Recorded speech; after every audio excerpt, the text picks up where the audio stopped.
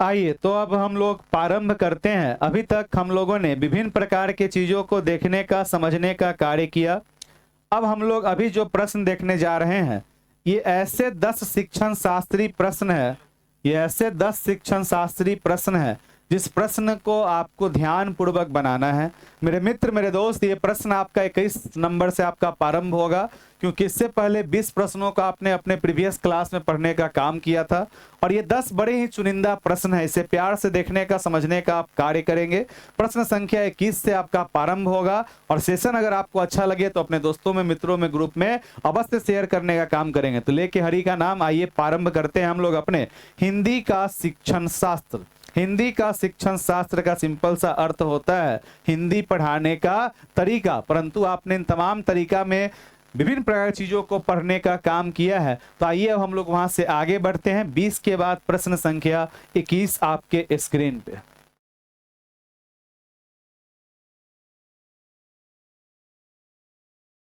प्रश्न संख्या 21 आपके स्क्रीन पे। प्रश्न संख्या 21 आपके स्क्रीन पे है। सोचे, समझे और बनाने का काम करें। कितने चल दिए सर? नहीं, कहीं चले हैं भाई। प्रश्न संख्या 21 आपके स्क्रीन पे है। सोचे, समझें और बनाने का काम करें। प्रश्न संख्या 21। कमेंट सेक्शन में कमेंट कीजिएगा अपना सही जवाब। कहता है, पाठ्य पुस्तक में रचनाकारों द्वारा लिखी गई कहानियां, कविताएं, नाटक और लेखन की ओर और भी विधाएं होती हैं। हमें इसे इस प्रकार की सामग्री का चयन करना चाहिए क्योंकि। सोचिए, समझिए और बताइए। पाठ्य पुस्तक में रचनाकारों द्वारा लिखी गई कहानियां, कविताएं, नाटक और लेखन की और भी विधाएं होती हैं। हमें इस प्रकार की सामग्री का चयन करना चाहिए क्योंकि सुविख्यात रचनाकारों द्वारा लिखी जाती है, इससे बच्चा को कोई मतलब नहीं। यह सामग्री सरल भाषा में लिखी जाती है, बात तो सही है, परंतु यहाँ पे रचना की ही बात है।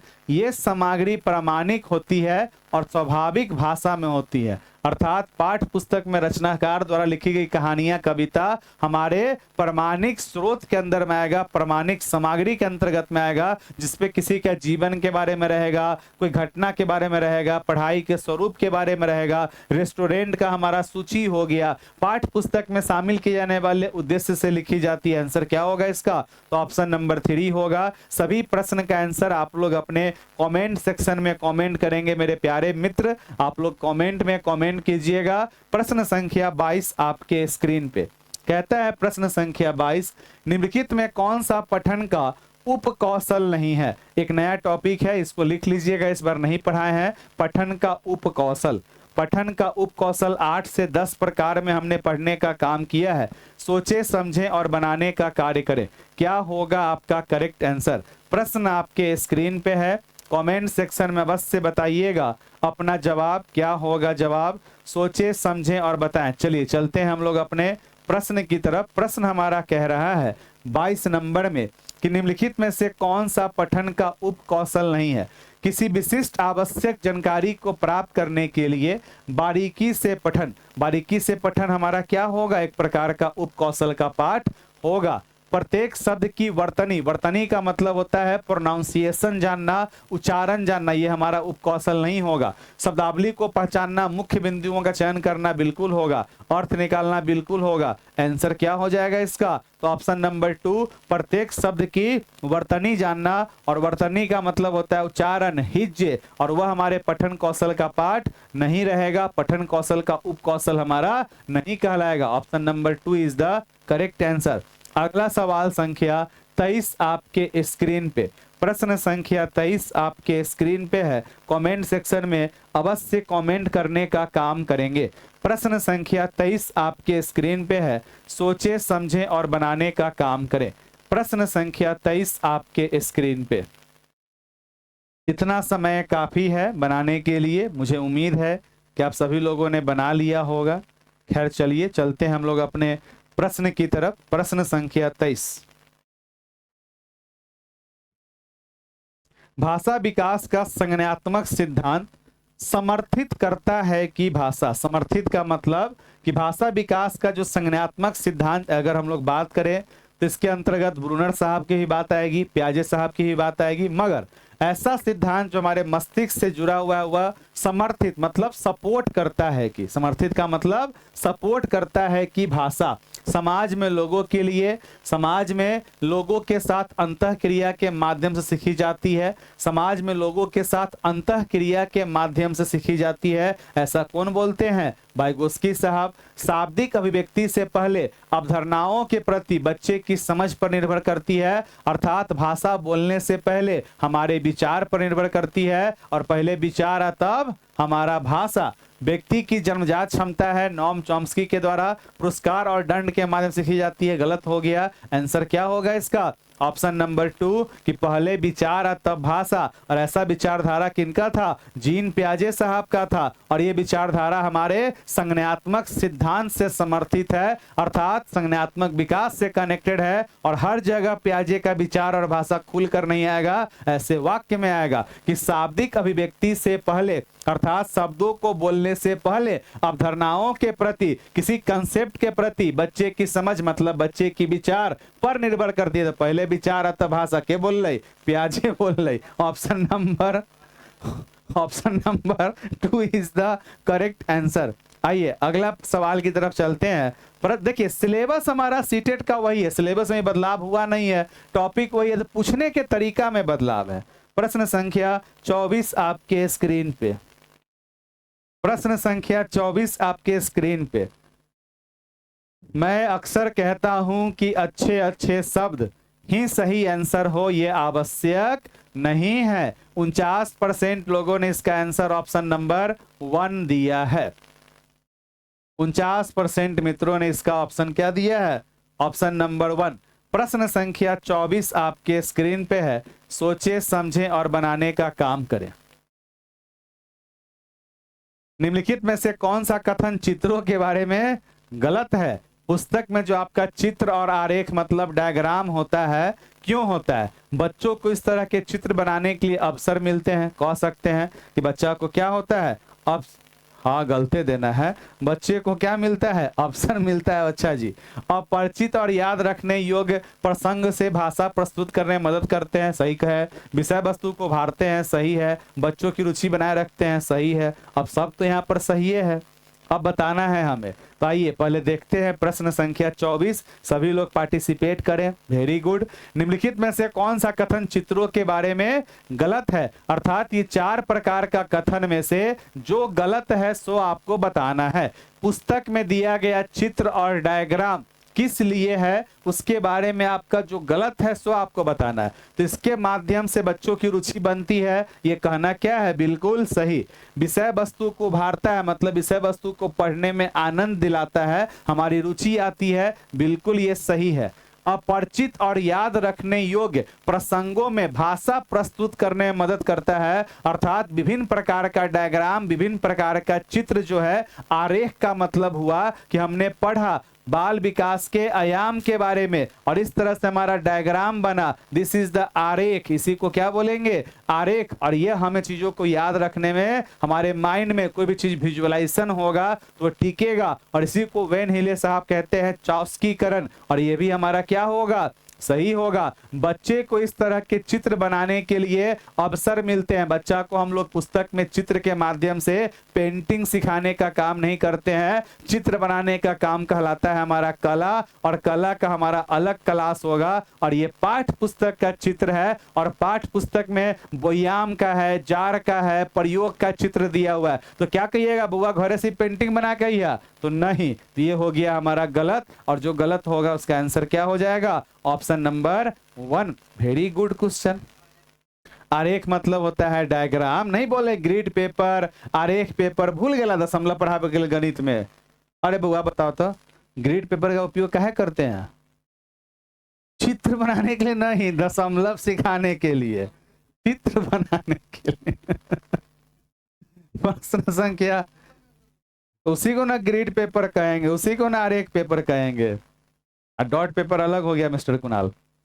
प्रश्न संख्या 25 आपके स्क्रीन पे है। कह सकते हैं चित्र, आप कह सकते हैं।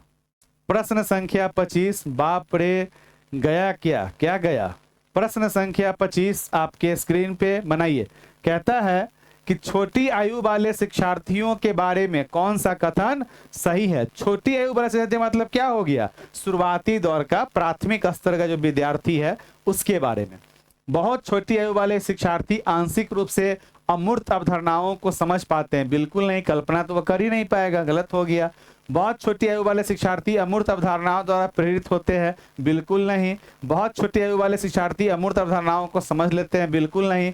बहुत छोटी आयु वाले शिक्षार्थियों के लिए अमूर्त अवधारणाओं को समझना कठिन होता है, मन ही मन वह परिकल्पना नहीं कर पाते हैं। इसलिए छोटे अवस्था पे हमें क्या करना चाहिए, ठोस अनुभव या मूर्त सामग्री के माध्यम से पढ़ाने का काम करना चाहिए, क्योंकि बच्चा कल्पनात्मक कार्य नहीं कर पाता है, नहीं सोच पाता है। उसके लिए हमें क्या करना चाहिए, तो अमूर्त चीजों का उपयोग करना चाहिए। जो आंसर सही रहेगा तो चुपचाप मुंह एकदम उठा के सीरियस रहेगा कि मैं सही है, और गलत पे माथा नीचे के लिए रहेगा।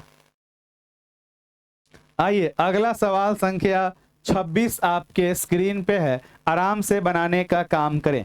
प्रश्न संख्या 26 आपके स्क्रीन पे लगभग 70% मित्रों का, बिल्कुल 77% मित्रों का बिल्कुल सही आंसर आया है। Very good. आप लोग क्लास को शेयर नहीं करते हैं, थोड़ा सा तो अपना प्यार सपोर्ट दिखाइए। जैसे मैंने आपके लिए आपके डीलेट में पूरा बम विस्फोट करने का काम किया, थोड़ा सा तो प्यार सपोर्ट आप लोग का मिलना चाहिए था मुझे भी। बताइए, कल हम लोग अपने क्लास के संख्या को 1000 पार करने का उद्देश्य रखेंगे, क्योंकि कल हमारा गणित का क्लास होगा और गणित हमारा शून्य से शिखर होगा। बस आप सभी से नर्म निवेदन है, क्लास में मुंह नहीं बनाना है, आंख से आंसू नहीं बहाना है। और अगर ऐसा आपको लग रहा है तो कल मत आइएगा, कल आप लोग के लिए हो जाएगा छुट्टी। जिनको लगता है कि हम डट के सामना कर सकते हैं, जिनको अपने जिगर में यह जज्बा है कि हमें परिणाम चाहिए, चाहे उसके लिए हमारा जिगर झिल्ली झिल्ली काहे नहीं हो जाए, वही इस क्लास में उपस्थित रहे, क्योंकि यहाँ का एक ही मकसद है, रिजल्ट। बाकी खाना पीना रहना सोना गोना सब गोना। इसीलिए ध्यान रखना है आपको अपने पढ़ाई पर।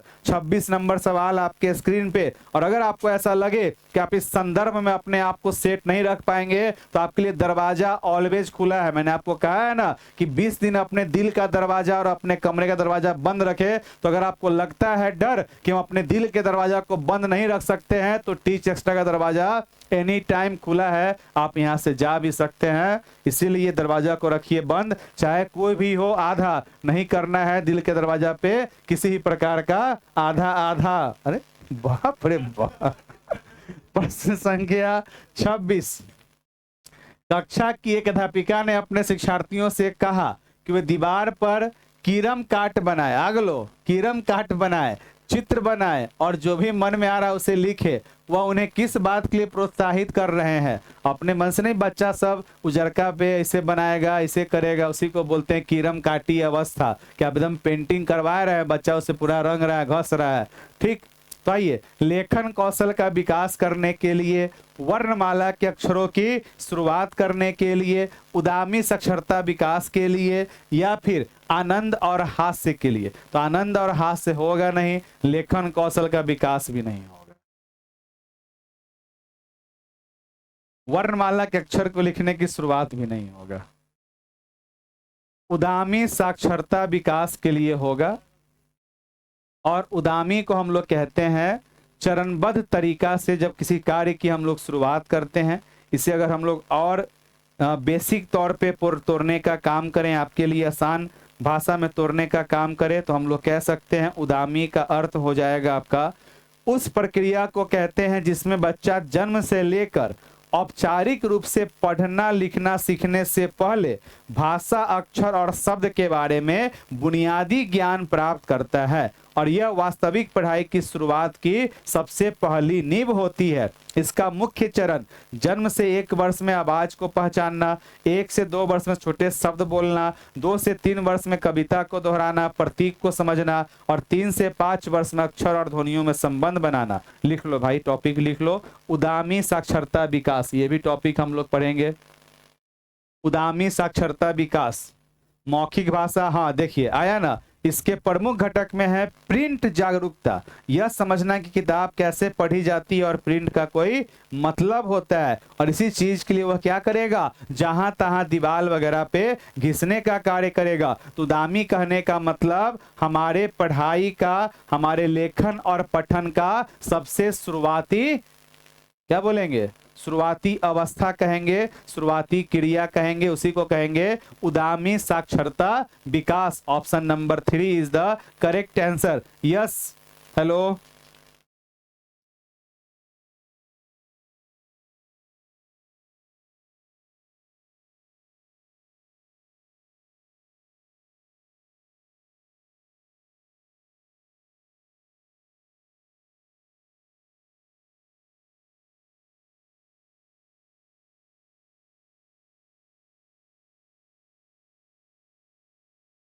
प्रश्न संख्या 26 आपके स्क्रीन पे है, बन गया आंसर। आइए 27 नंबर सवाल आपके स्क्रीन पे। एक अध्यापक ने महसूस किया कि 26 का ऑप्शन नंबर 3 था, 26 का ऑप्शन नंबर 3 था, बनाइए 26 का ऑप्शन नंबर 3 उद्यमी शिक्षण विकास। आते ही तनी देर तेर में सर जी, कोई बात नहीं है, जा सकते हैं।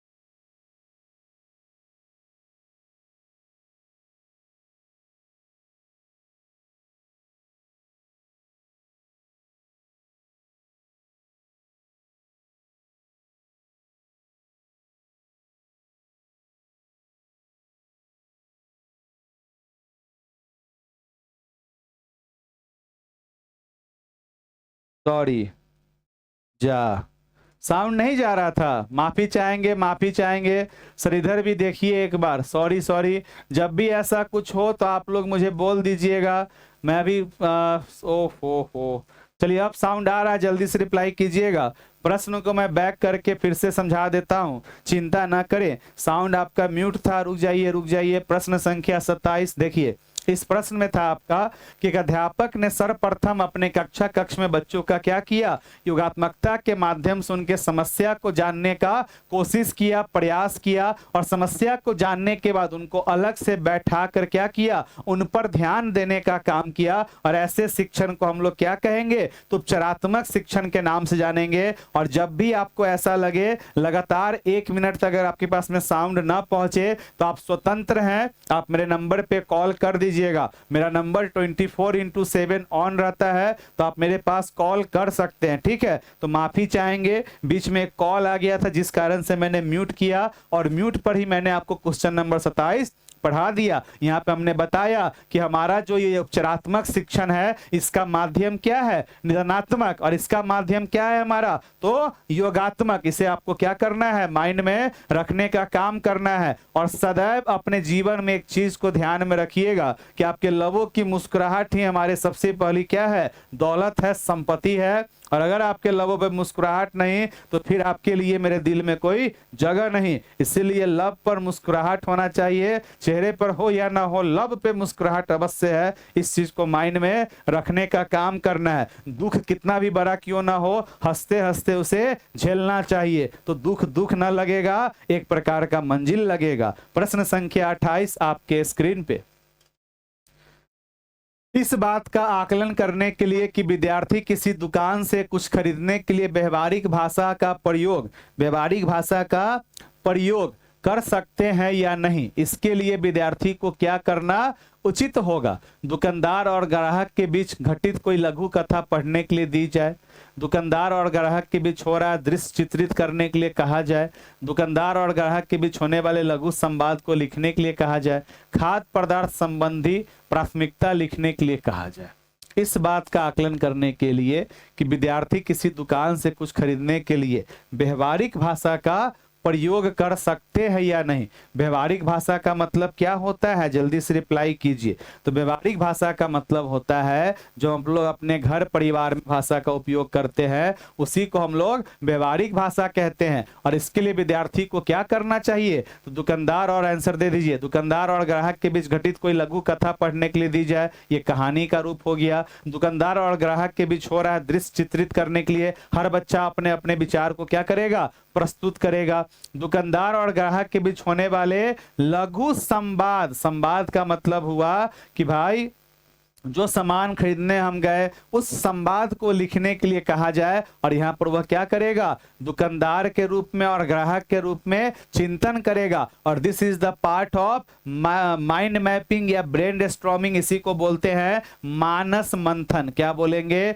मानस मंथन। And it is the also support for हमारे अधिसंज्ञानात्मक कौशल, मेटा कॉग्निटिव, अधिसंज्ञानात्मक कौशल को क्या करता है, बढ़ाने का कार्य करता है। यहाँ पर जैसे कि हम लोग अपने मन में कभी कोई झगड़ा होता है तो मन में सोचते हैं कभी फोन करेंगे, हम कहेंगे क्या कर रही हो, तो कुछ नहीं बोलेगी, फिर उसका भी रिप्लाई अपने मन में आप सोचिएगा। अर्थात जब कार्तिक बाबू झूठ बोलते हैं तो इस बोलने पर हमें सामने से क्या रिस्पॉन्स आएगा, उसका भी आंसर फिर हमें क्या देना पड़ेगा, ये सोचना। तो एक विद्यार्थी ने क्या किया, दुकानदार कोई सामान आपको वापस करना, बोलिए जा रहे वापस करने, तो दुकानदार की बोलते रहे वापस से हमको याद आया, हमको तो टाइटन में घड़ी वापस करने जाना था, ओह अभी बुला रही थी 1 बजे, गड़बड़ा गया मैटर, चलेंगे अभी चलेंगे।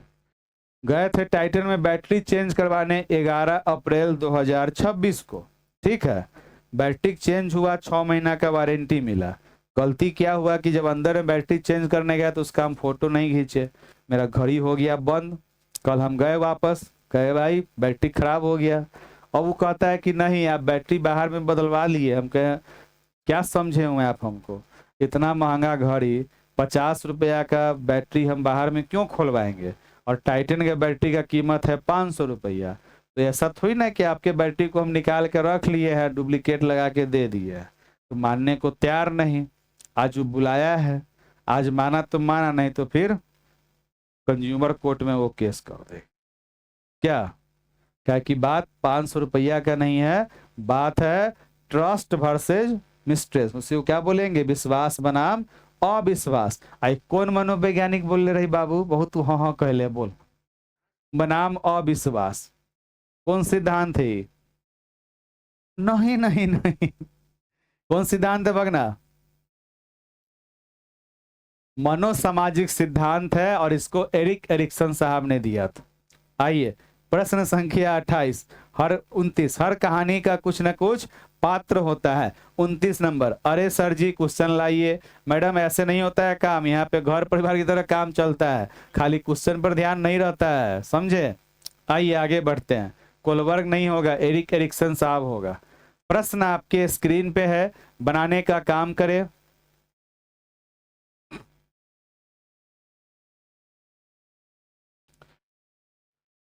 आप अपनी कक्षा में विद्यार्थियों की अंतःक्रिया को सुगम बनाने के लिए क्या प्रयास करेंगे? विद्यार्थियों को अधिक से अधिक प्रश्न पूछने के लिए प्रोत्साहित करेंगे, बात तो सही है। जोड़ीदार के साथ समूह में कार्य करवाएंगे, विद्यार्थी से उनकी राय आमंत्रित करेंगे। पाठ सामग्री को सस्वर पढ़ने के लिए कहेंगे और प्रत्येक को व्यक्तिगत रूप से उत्तर देंगे जिससे कि व्यक्तिगत अधिगम हो सके। एक दूसरे को संवाद पढ़कर सुनाने के लिए कहें जिससे कि अंतःक्रिया हो सके और एक दूसरे से प्रश्न पूछने के लिए कहेंगे। हमको तो सब ऑप्शन सही लग रहा है, ऑल ऑप्शंस आर करेक्ट। अब आपको बताना है सही क्या होगा।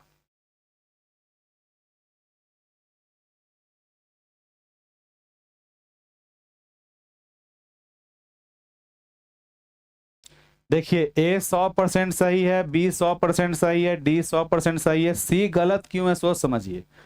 पाठ सामग्री को सस्वर पढ़ने के लिए कहेंगे, तो पाठ तो वही है, लेसन तो हमारा मान लीजिए जोर का है या कोई कहानी है ताराचंद के बारे में, तो भाई कहानी तो वही है कहेंगे।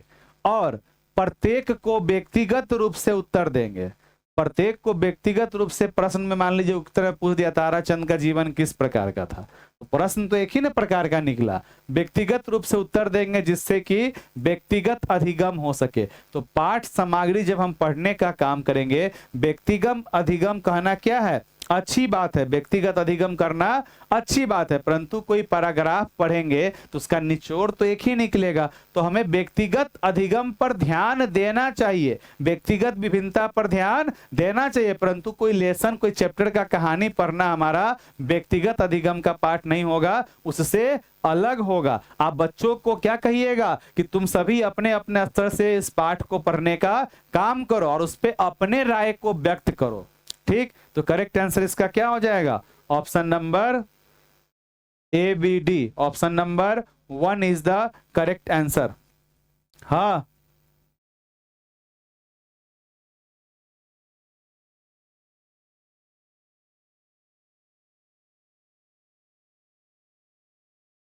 प्रश्न संख्या 30 आपके स्क्रीन पे। प्रश्न संख्या 30, एक अध्यापक अपने विद्यार्थियों की शब्द संपदा का विकास करने के लिए ऐसी सामग्री का प्रयोग करता है जिसकी भाषा को अपेक्षाकृत सरल किया गया है, जो प्रामाणिक सामग्री पर आधारित है। इस सामग्री को क्या कहेंगे? द्विभाषी शब्दकोश, स्तरवार पठन पुस्तकें, समाचार पत्र या रोल कार्ड।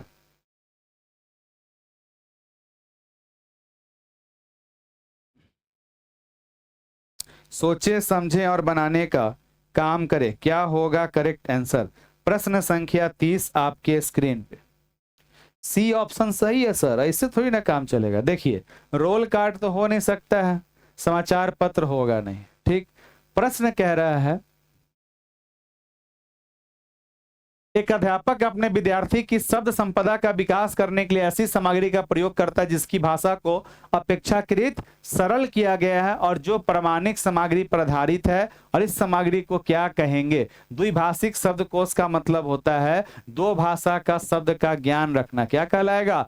स्तरवार पठन पुस्तकें, अर्थात हम जिस लेवल पे हैं, जिस स्तर पे हैं, क्या कहता है कि एक अध्यापक अपने विद्यार्थियों की शब्द संपदा का विकास करने के लिए ऐसी सामग्री का प्रयोग करता है जिसकी भाषा को अपेक्षाकृत सरल किया गया हो। अर्थात सीडीपी के अंतर्गत आप शिक्षण शास्त्र पढ़ रहे हैं, परंतु उसी को उसी भाषा में अगर मैं आपको पढ़ाऊंगा तो आपको समझने में क्या होगी? असुविधा होगी। उससे और सरलतम रूप में आपके वास्तविक जीवन से जोड़कर मैं पढ़ाने का कार्य कर तो इसको कहेंगे स्तरवार पठन पुस्तकें। ग्रेडेड रीडर मतलब कि जिस स्तर पे बच्चा होगा उस स्तर के अनुरूप पढ़ाना। Option number 2 is the correct answer. ठीक है, चलिए बहुत बढ़िया। तो 10 क्वेश्चन में आपका कितना आंसर आया बताने का काम करेंगे और ऐसा ही आपका चल रहा है। बचा हुआ 16 दिन का समय है आपके पास में। 16 दिन में अगर आप चाहेंगे तो क्या कर सकते हैं? लो, इस 16 दिन में आप चाहेंगे तो आप अपने आप को और भी मजबूत कर सकते हैं। मन करे तो आप इसमें जुड़ सकते हैं और जुड़ने के लिए आपको क्या करना पड़ेगा? टीच एक्स्ट्रा एप्लीकेशन को इंस्टॉल करना पड़ेगा। इंस्टॉल कर लीजिएगा, वहां पे दिखेगा। आज आपका 16 अगस्त है और इस महीने में 15 दिन और अगले महीने में 4 दिन, लगभग 20 दिन का समय है। तो अगर आपको इच्छा करे तो आप जुड़ सकते हैं। Thank you.